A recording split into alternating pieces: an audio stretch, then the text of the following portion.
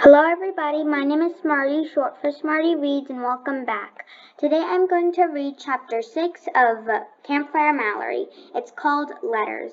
Before I begin, make sure you like this video and subscribe and turn on your post notifications so you know when I upload a new video. Also, share this video with your friends and family so they can watch me read as well.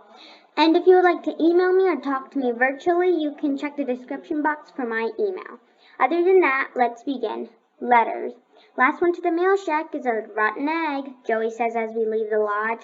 I race into the place we go every day after lunch to see who got mail. Even though Joey is usually faster today, I get there first. I've been at camp 3 whole days and I haven't gotten a letter yet. I cross my toes that today will be my lucky day. Anything for Mallory McDonald? I ask Liz, the mail counselor. She looks in her stack and hands me a light purple envelope. From Cheeseburger McDonald, she says with a smile as she reads from the return address. Winnie rolls her eyes when she hears who the letter is from, but I ignore her. I take my envelope and go sit on a nearby stump. I can't wait to read my letter. And then at the top there's Liz, Mallory, and Winnie. Dear Mallory, hi. How's camp? Are you having a great time? I can't wait to hear everything. Even though I miss you a lot, I hope you're having tons of fun and doing lots of cool stuff and making loads of new friends. Just no new cat friends. You aren't missing a thing at home, I promise.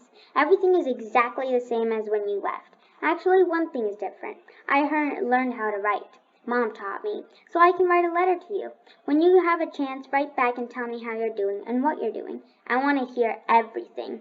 So do Mom and Dad. Lots of love, your cat, Cheeseburger. And then there's a cat paw print. P.S. Tell Marianne hi. And Max too. Mom made me add in the Max part.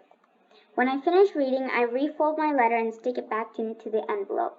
I see Marianne and Taylor heading back into their cabin for a rest hour. I run to catch up with them. Look what I got! I show Marianne my letter from Cheeseburger. She takes it from me and starts reading. Oh, that's so cute! She shows Taylor that the letter is from my cat. Oh, that is so cute, says Taylor. They both laugh at the same time like it's fun to say things 3 times together, but I don't laugh. Even though I said it was okay for Taylor to say things 3 times, I didn't think Taylor and Marianne would be saying things together without me. So, what activity does your bunk have after rest hour? Marianne asks. I try to picture the Lucky Duck activity schedule that Sandy tacked on the wall of our cabin. I think we have archery and photography. Cool cats have swimming and canoeing, says Taylor. Then she sticks her arm through Marianne's. Come on, we have to hurry back to our cabin to change into our bathing suits and write letters. Marianne and Taylor wave. I wish I was running off with them to change into my bathing suit and write letters. I refold my letter and walk into my own bunk. When I get there, everyone is already on their beds writing letters. Mallory, where have you been? Asks Corinne. We're supposed to be on our bed writing letters because it's letter writing day. Corinne pats her bed.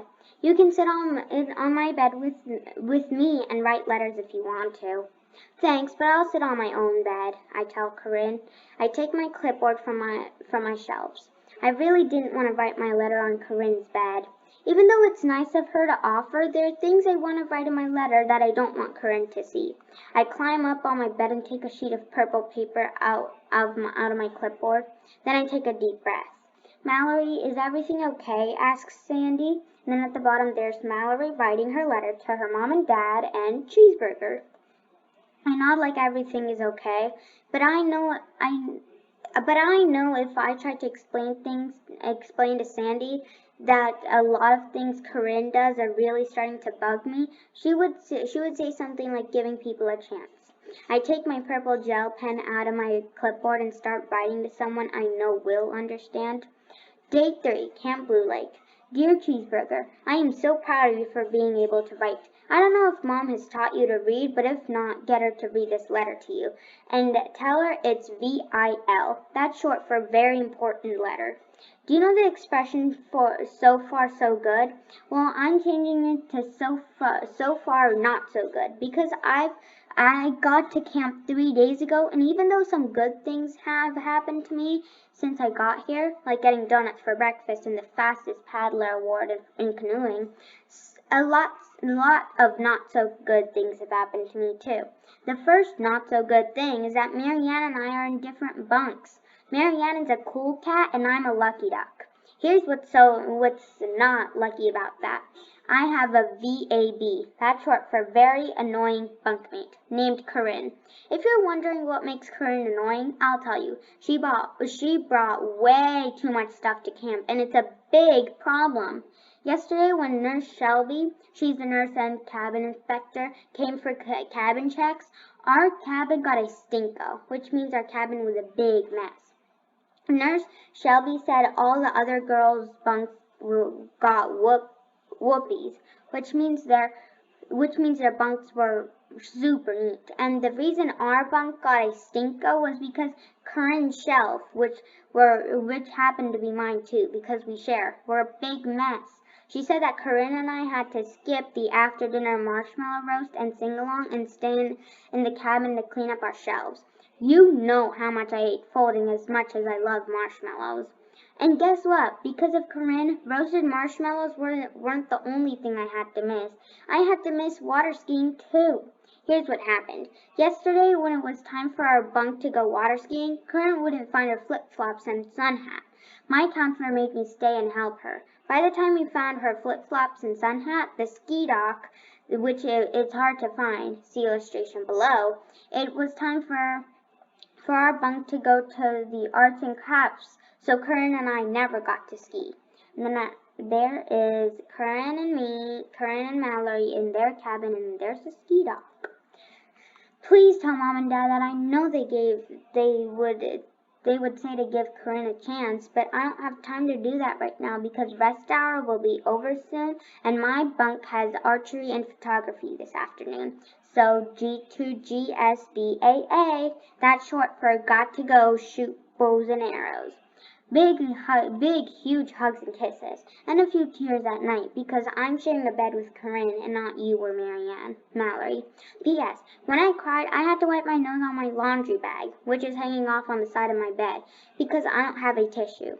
P.P.S. Your picture is right next to my pillow, and I'm making you a new bowl in arts and crafts. And then to the side, there's a bowl for cheeseburger. P.P.P.S. Tell Mom and Dad that Max said if I write to say hi. I told him he should write his own letter, but he said that parents know it's a good sign if their kids don't write because they're having so much fun at camp that they don't have time to write. Do you think that's true? P.P.P.S. Guess what? There are bats in my cabin. You heard right. And guess what else? I sleep in the top bunk, so it's very easy for them to get me when they come out at night. I am an official CLBH. That's short for cat lover, bat hater. P.P.P.P.S. The only thing I love about camp is it's called Kilk and Mookies. It's really milk and cookies, but that's a really cute name Uncle Al made up for what he calls a Camp Blue Lake tradition. When I get home, I'm going to make it a Wish Pond Road tradition. You can have Kilk and I'll eat the Mookies. Doesn't that sound like fun? P. I know that's a lot of P's. S. Keep your paws crossed that tomorrow will be fun. It's waterfront day at Camp Blue Lake, and everyone in my bunk who was here last year says it's one of the best days at camp. That's the end of that chapter. I'll see you next time when I read Buddy Check. Bye, everyone.